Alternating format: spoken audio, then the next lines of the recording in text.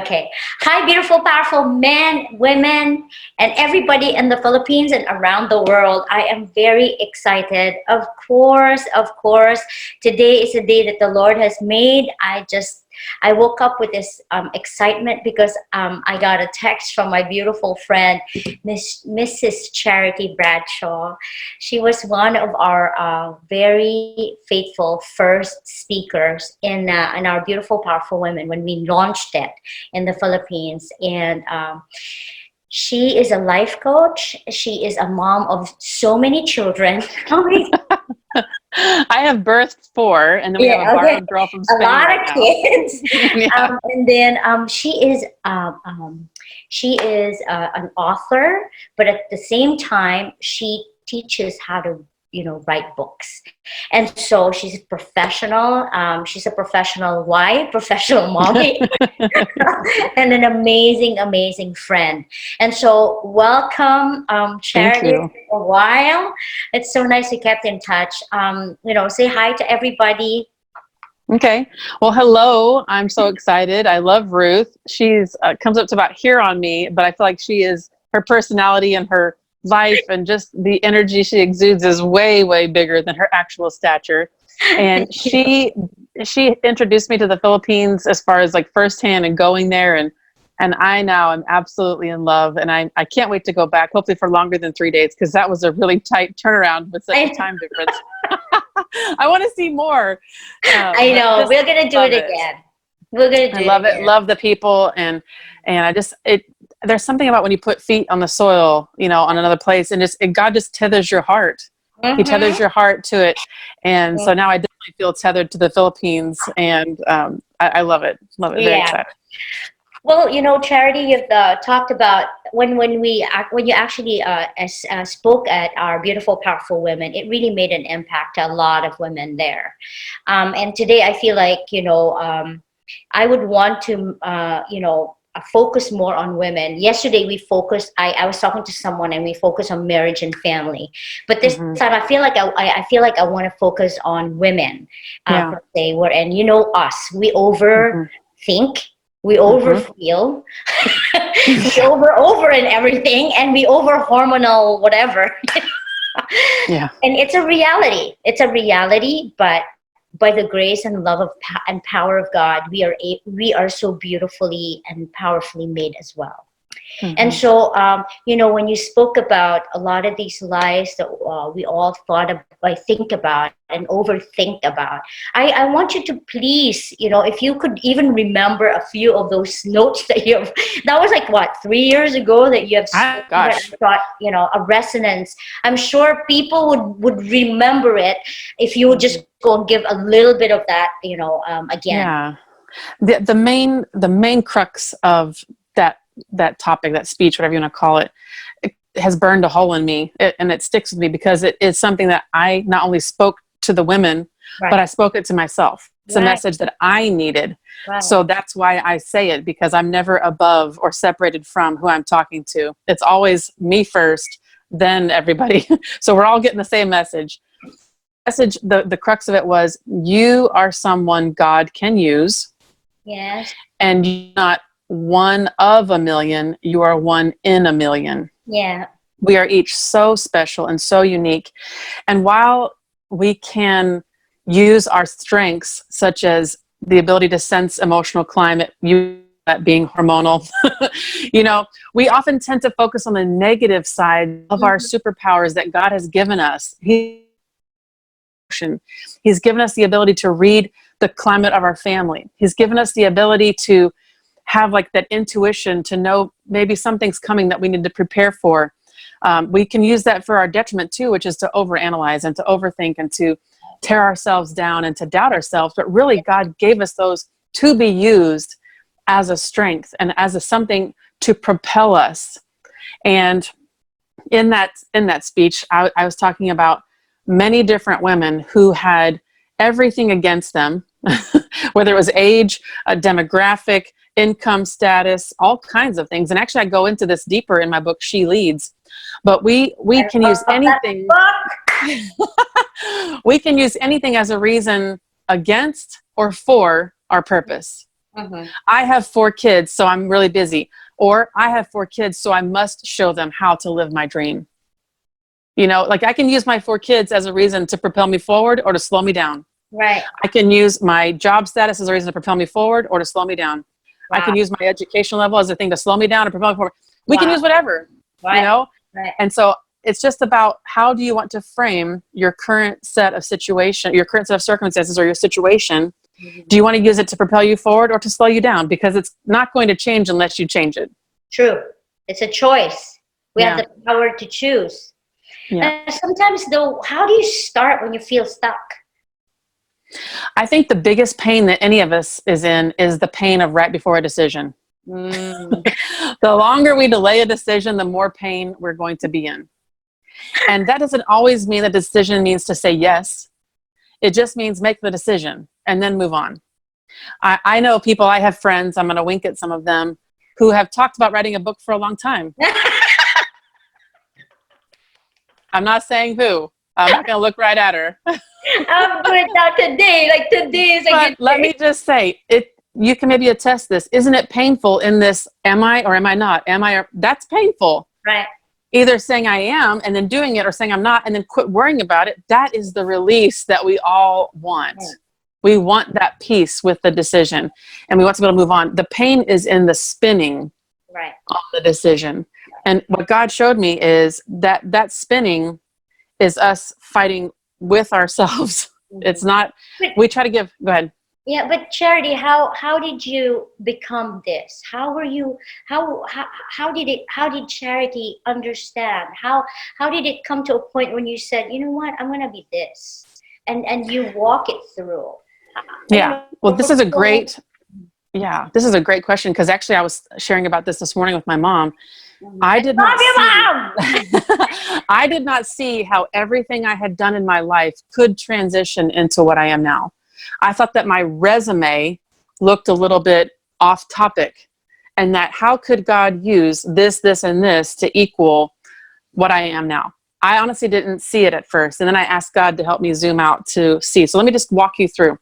So I graduated with a vocal performance degree. So I have a background in music. I never, ever intended on being in the music industry or business. I love music. That's why I did it. Yeah. I knew from the beginning it wasn't really like a job, you know. Yeah. So here I have a music degree. Great. That can't get me a job anywhere anyway if I wanted it right now. Then I went into sales at Nordstrom. I took very good care of people. And in fact, I got to #1 in the nation in my department and got lots of accolades for that. But then, so that's clothing, that's retail. Then I moved to Nashville and I started helping book Christian bands that were just new starting, help them get like singing dates in different venues. It didn't go super well, but I learned a lot. Yeah. Then I started my own hair. I went to hair school. Mm-hmm. So in the middle of all that, I just went to hair school, got my license, and I started doing hair for about a decade in Nashville while I could homeschool my kids and while I could take care of my husband, put him through nursing school. And then, so here we are putting my husband through nursing school, intense 4.5 years with young children. And in the middle of that, I attend a service at our church, just normal Sunday service. And the topic that Sunday, Ruth, was called What's Next? And the whole time, these years, well, hold on, you're going to cry.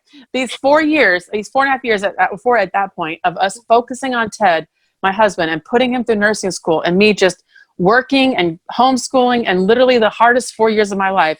In the middle of that, God says, what's next for you? And I was like, you mean Ted? Because he's going to be a nurse. And he's like, no, Charity, what's next for you? And we had been so focused on him and his next that I just thought that I was going to I didn't even know I was going to change. I didn't know a change was coming. I didn't anticipate a change. And actually, Ruth, the other problem was there was nothing wrong with my life. There was nothing uncomfortable outside of the schooling, putting him through school. We had great friends. We had a great school system for our homeschoolers. They went to like a co-op. We had a great house. We had a great neighborhood, a great church. Everything was great. And in the middle of that, God drops this, what's next in my heart? And I'm like, well, looking around going, I don't know what I would change. Wow. And here's what happened. Was you comfortable? Was it because you're comfortable or your mindset is small? How does How do you? Comfort can be the enemy of all dreams. Yeah, that's a thing. That's a thing. Go ahead. It can be. Routine can be the enemy of dreams. Right now, we have this huge break in routine. So people's minds are kind of like going to places and maybe just revisiting some of those things that have been shelved for a long time, going, well, I always said I'd do it when I had the time. Plop, Right? here's a bunch of time. Mm-hmm. But the other thing I was going to say is, my mom during that, I need to back up just a little bit, but my mom in that time, I was teaching a financial course at my church, just trying to help people keep their head above water. That was when the couponing craze was going on. And so I had this class that I called Money Wise. And my mom was like, you should write that in a book. And I was like, Mom, I live in the same city as Dave Ramsey, who has wrote all these amazing books on finance. Why would I need to write it? He's already written it. And my mom said, Charity, not everyone can hear from him. And I was like, but I love him. I think he's amazing. She's like, not everyone can hear from the same voice. They need different voices. And so she encouraged me to start writing. I heard you. Well, here's the thing. I didn't want to write. I didn't ever, like when I was born and as I was growing up, I never put author or speaker or any of that on my list. I kind of wanted to be invisible. I wanted to kind of have my own private life. I don't like people knowing about me when I don't know about them. So I was like, I just like my privacy. I like, I want to be able to, what if I make a mistake? I don't want the whole world knowing, that kind of thing. Engineered smallness, like conscientious smallness. So my mom asked me to write this book. Well, I started writing it and I was like, this isn't good. And so I literally just shelved it for about 3 years. I started writing at the beginning of his nursing school. So there'd be times I'm like nursing a baby, writing a book and typing. And literally it was like chaos. Well, about 3 years after I put it away, my mom goes, how are you doing with that book? How's it coming? And I was like, oh, it's stopped. I've stopped it. And she was like, well, send it to me. And I was like, it's awful. She's like, just send it to me. Let me read it. And so I sent it to her. She's like, I got 3 pages in and it's awesome. You need to keep writing. And I was like, what is she reading? I've read it. It's horrible. But I hadn't read it in a long time. So she sends it back to me and I'm looking it over. And what I see, having had some distance from it, was this was the skeleton. Like I had the skeleton. I needed to fill in all of what I call put the meat on the bones. Did you learn how to read? Did you learn that, or you were just writing it all? Oh, hold on, Ruth. It's going to get better. So I was, for some reason at that time, I had perspective enough with what was going on that I could see that what I had was actually more of an outline or a skeleton than the actual book itself. And so I just needed to fill it in. It was kind of like compressed. And so I had to put the stuff in that made it go like this. So I did that. And then my mom's like, let's put it out. And I was like, I don't think I want money to be my first topic, because that really isn't, I'm not a money expert. I own my own business. I've run a household. I'm good with money, but it's not like my favorite topic, So I was like, I'd rather lead with my favorite topic, the one that's closest to my heart. Right. And so I wrote very quickly, my first released book was called Me, Myself, and Why. And this book is about our ultimate currency, which is time. What do we do with our time? How do we spend our time? Because friends, that it all boils down to time. It is the great equalizer. None of us gets any extra portion of time. No. We don't get rollover minutes. We can't bank it. We just get it. Yeah. We have it. So my first book I released was Me, Myself, and Why. And that came out in April of that year. And then I was taking a leadership class with one of my sisters. She was certified in this particular leadership style. So I took the class to support her. And this is a very well-known leadership. This is a very well-known leadership author, by the way, that we're doing a class on this book. I get 2 chapters in and I want to throw the book. Let me tell you why, Ruth. Because every pronoun relating to leadership in that book was what? Masculine. Oh. Men. As if male was the only pronoun we could ever use to describe a leader. He, him. So guess what came out of that? She leads. I wrote my second book in 1 month, 30 days, because I was so mad about that book. And guess what? I used only feminine pronouns and feminine descriptors and feminine examples, women who are from history, from the Bible, some who are still alive and younger than me, just amazing women. But it was birthed out of that passion that women are leaders too. Yeah. It encouraged me, though, just to let you know. Yeah. So then I wrote that book in 1 month. Then I finished my money book and released my money book. So 3 books came out in 9 months. Wow. My husband was like, Charity, you realize this isn't a contest. Like you don't have to just keep cranking these out. I was like, I know, but something is inside of me telling me to do these fast. Yeah. And I didn't know why. So backtrack. So the what's next question. We came down and spoke. That was, I think, like in July. We came down and spoke at my mom's at a conference, a relationship conference about marriage. And Ted and I were trying to find a house in Nashville to fit us. We had absorbed his father-in-law, or my father-in-law, his dad, and we had our 6. So we had 7 in our house. It was too small. So we were trying to find a bigger house to fit us. Could not find a house that met our budget and like neighborhood that we wanted. And so we sowed a big seed in that offering, looking for just an answer. We wanted God to answer us. Where would we live? We had been looking and looking. This was in Nashville.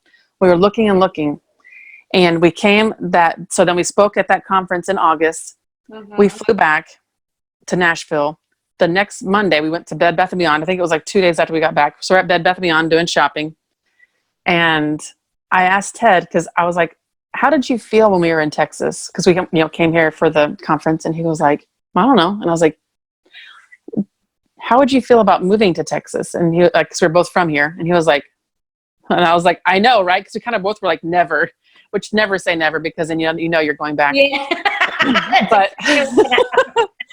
But we were there, and in like a 5-minute conversation, I told him, I said, God, I felt like God impressed upon my heart.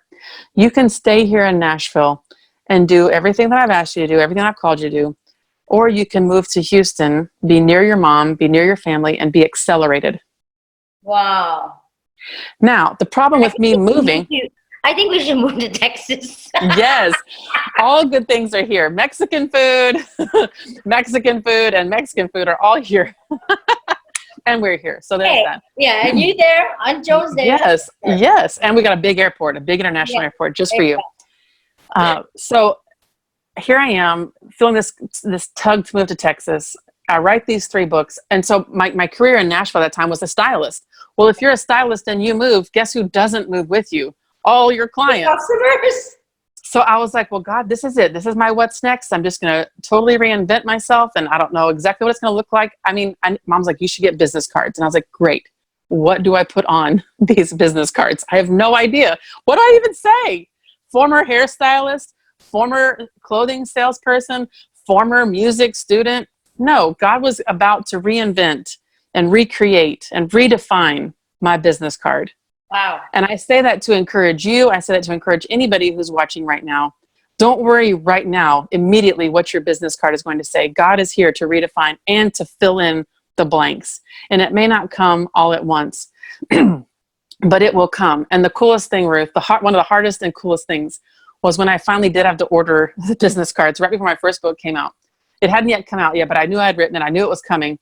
But I'm sitting there on like Vistaprint looking at this thing, and and I put Charity Bradshaw, and then I put author.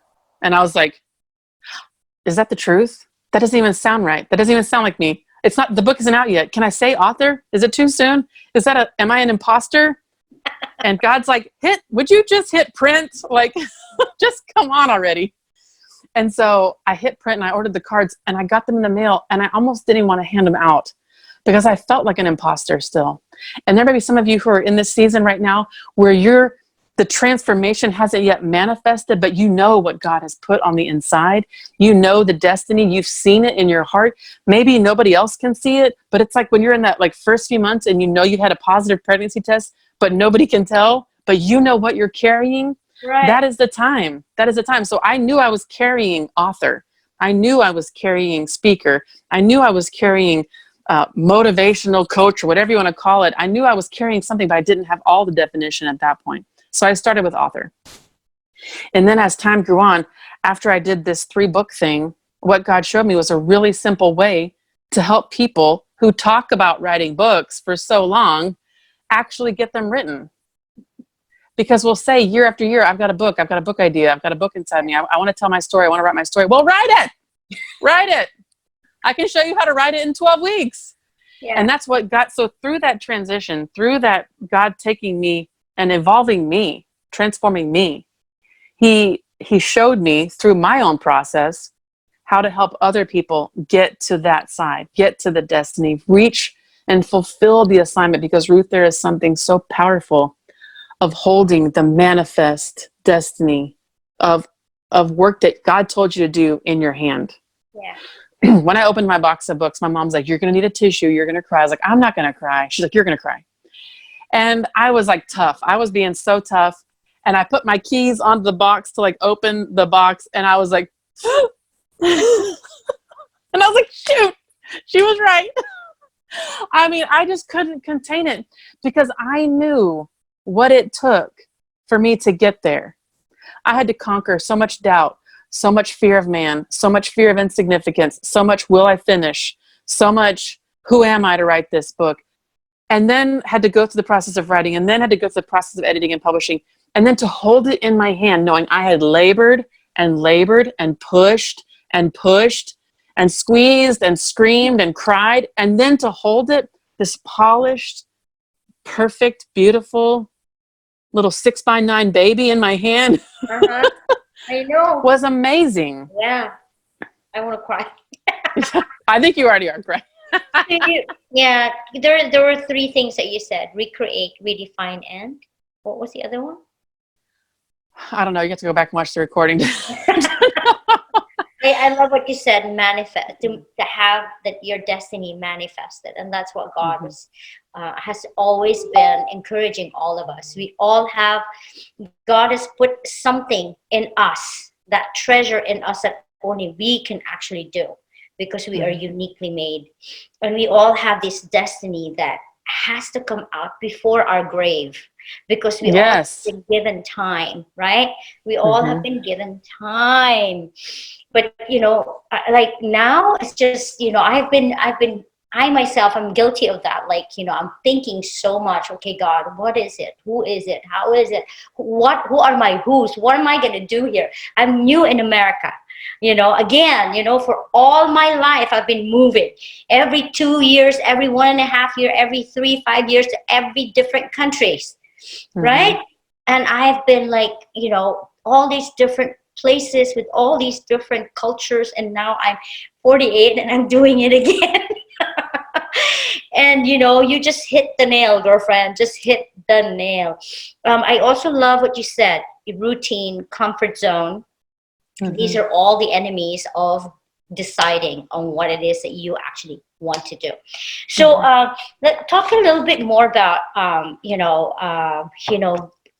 might as well. You'll never know, right? There's a lot of writers, women writers there that, they can't even speak, but they can probably write it. Give us a little bit more encouragement on that. You'll never know. But at the same time, what are the things that you've learned throughout these years that you have, you can talk to people like me or people like us who do not even know what writing is about. Do it. Well, the cool thing about being an adult out of college writing is this is number one, it's your choice. You're choosing to do this. It's not an assignment. It's not, for a grade. It's something that gets to come from you and from your heart. Right. And so that's exciting. But number two, related to that, is because it's been a long time since most of us have been in school, we have forgotten a lot of the rules. And we've forgotten about what are those things like citations, like what, like that. There's cobwebs in that area of our brain. So what's nice is a lot of us just have a fear of doing it wrong. And so we just don't do it. I don't want to do it wrong. I don't want to have to delete anything or erase anything. So we just don't do it. So what's cool is in my class, we not only help you organize your thoughts, because likely it's like a jumbled bunch of sticky notes up in your brain that have been just kind of like, put this, don't forget this, don't forget this. You just kind of stack them up in your head. So we talk about how to like shake that out and put it on some paper. Stop talking about me. I know. See, Ruth, you're not alone. That's what you should be excited about. Is all of my clients. It's a universal thread. Come and talk, right? Yes, to help you write your book, Ruth. This is all just for you. Forget everything else. So Ruth, okay, the next thing for you, Ruth, is so you've learned, you've got some, how to type. But there's, the other thing too is that like texting has ruined our English language and probably even, other languages as well. So it's learning how to take out the texting and put back into words, no emojis, that kind of stuff. But we talk about how to organize it. And it starts out very, very fluid and easy. It just sort of like, you just kind of like dump thoughts on the paper, that kind of thing. And then we talk about how to organize it and then how to begin to flesh it out and put meat on the bones. Yeah. But a lot of times people want to write about dark stuff or hard stuff that they've been through. And so how do I ask my client to go back and visit a place in their mind to share about it?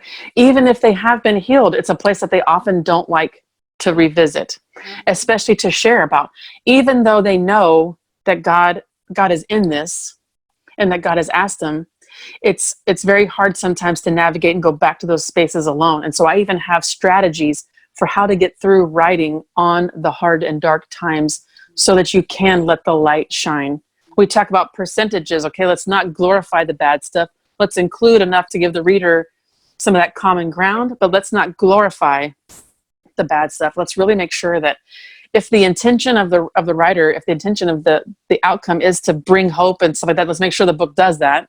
True. So we go into all those kinds of things. The point is, you're not alone in the writing process. Right. I don't know about you, but I love having a personal trainer. I don't have one right now because obviously we can't, but I do online like workout trainings. Right. I love learning how to cook. I love whatever it is. I love learning. And I like it because I'm not alone trying to figure it out. I'd rather tell me the fast way. Like, let's get it done.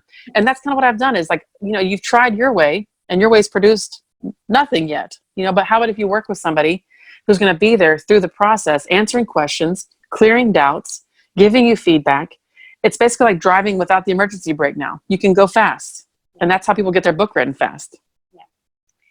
Yeah. Well, thank you, Charity. Charity and I have been honestly talking about writing a book.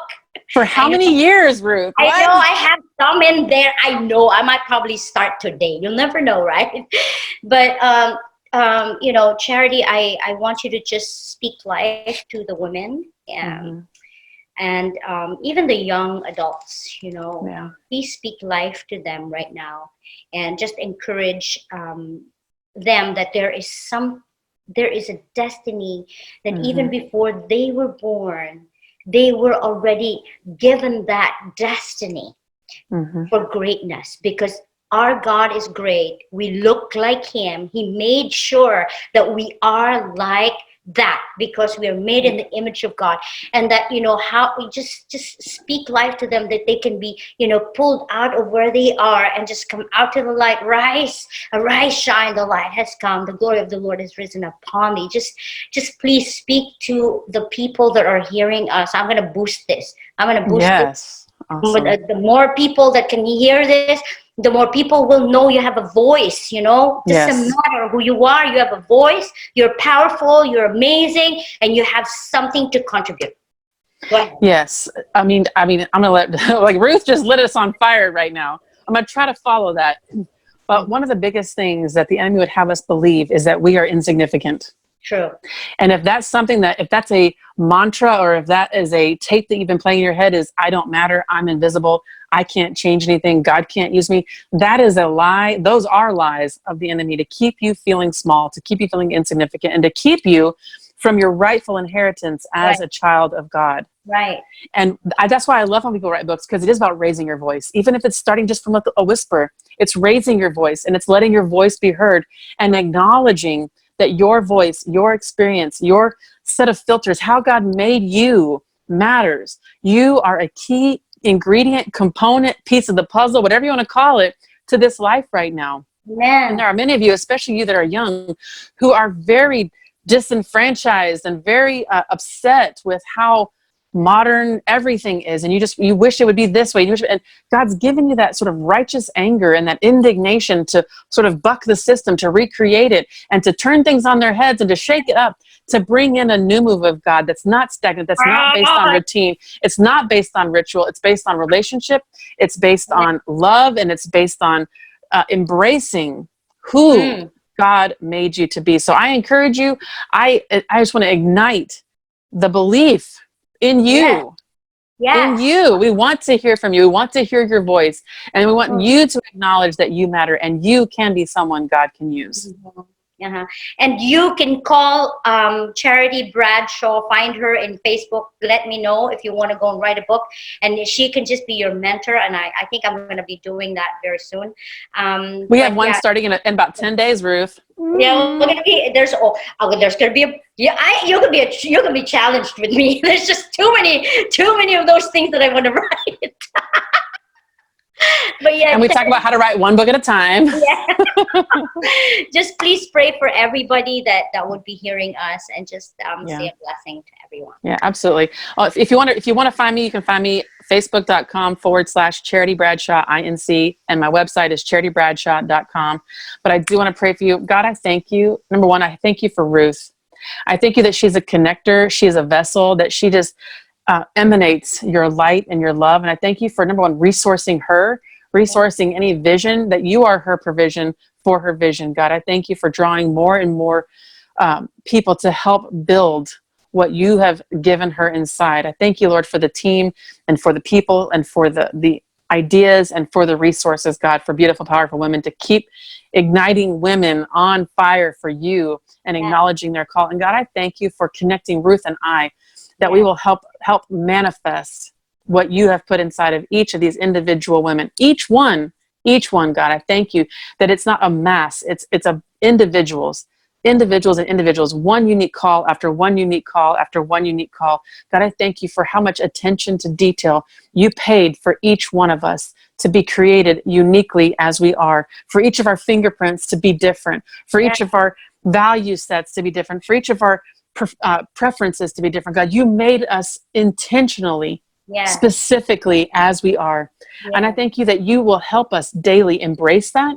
That you will help us be around people that will bring out the best in us and that we can bring out the best in them. I thank you for relationships, for connections to be made through Beautiful Powerful Women, for women to unite and to hold hands and to link arms and to build each other up and to believe in each other's destinies and to speak life into those babies that are inside, those spiritual babies, whether it's the giftings, whether it's the callings, whether it's the books, whether it's the careers, whatever it is it's inside in the fetal stage. God, I ask that you surround us with people who will acknowledge what you have already placed inside of us to help speak life to it and help it grow. And God, I pray all of these things in Jesus' name. May you bring us back to a place where we can reunite and reconnect with one another. I thank you, Lord, for bringing healing, a divine healing to our world in Jesus' name. Amen. Amen. Amen, girl. Amen, Charity. Thanks for waking me up. Okay, beautiful, powerful women, men, women, and everyone that will hear us. We're going to boost this. There is, as I said, a destiny inside of you. And we really do pray that you're going to tune in. There's more to come. And we just bless you. We declare we are in agreement for mass healing. If there has been a mass destruction and this coronavirus, there's going to be mass healings around the world.